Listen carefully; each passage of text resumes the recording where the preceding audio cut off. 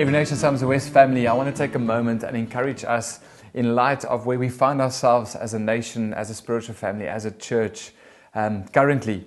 I've been thinking about just how do we effectuate change, how do we move forward with simple solutions into our society amidst all the pain that our nation is facing. And I couldn't help but think, what does Jesus expect of us? And I was taken back to Mark chapter 12 when Jesus was asked, what is the most important thing to do? Or what is the most important commandment, Jesus? And Jesus responded simply by saying, this is it, that you should love the Lord your God with all your heart, that you should love Him with all your soul, with all your mind, and with all of your strength. And then Jesus said, and second to this, that you should love your neighbor as yourself. And I want to focus on that word, love your neighbor, for a minute. I think we live in an information era where we are bombarded daily with pain across the world. You can get onto social media or read the news and you're going to hear about pain all across the globe. And sometimes the amount of information that comes to us paralyzes us. We just walk around thinking, how will this world ever change?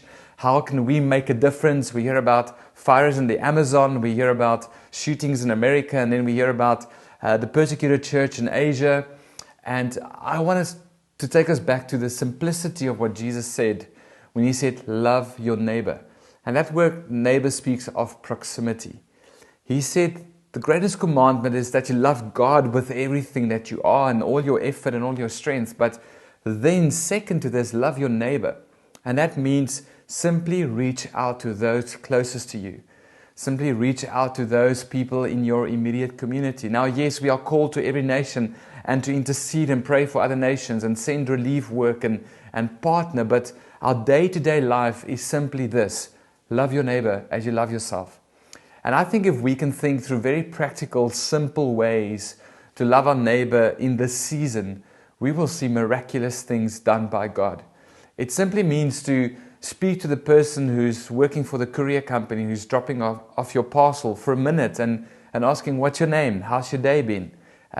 Is there something I can pray for you? The other day I had someone come to my house to install a new appliance in the house that was broken, and I took a moment to speak to him and ask him about the meaning of his name, and he responded in an interesting way, and then it became a conversation, and eventually it ended up with me encouraging him in his faith walk with Jesus.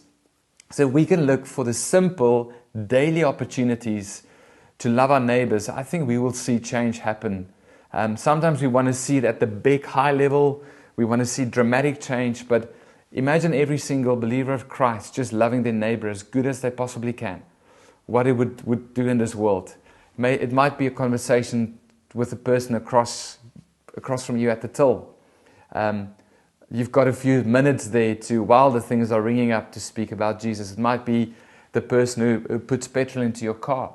It might be that you are at a sports field and you see someone looking down and you just go and say, hey, are you all right? How's your day been? And just engaging with people. That's how we love our neighbors.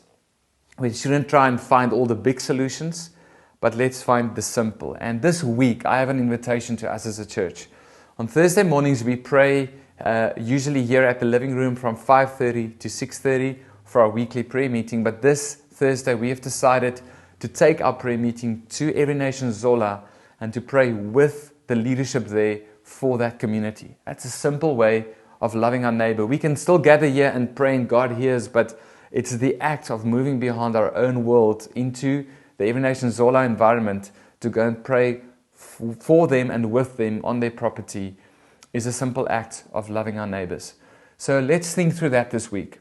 Let's apply the words of Jesus. If you felt paralyzed by everything that's happening and all the bad news, ask the Lord to show you who your neighbor is today, who you can reach out in close proximity today, and be the voice of hope, be the voice of change. And if all of us can do just that in our community, in this basin, I think we will see miracles happen in our daily walks with Jesus as we find those good works to walk in. So encourage you with that. Be blessed and go find your neighbor and love them with the love of Jesus. And see you at prayer Thursday morning, 6:30 at Zola.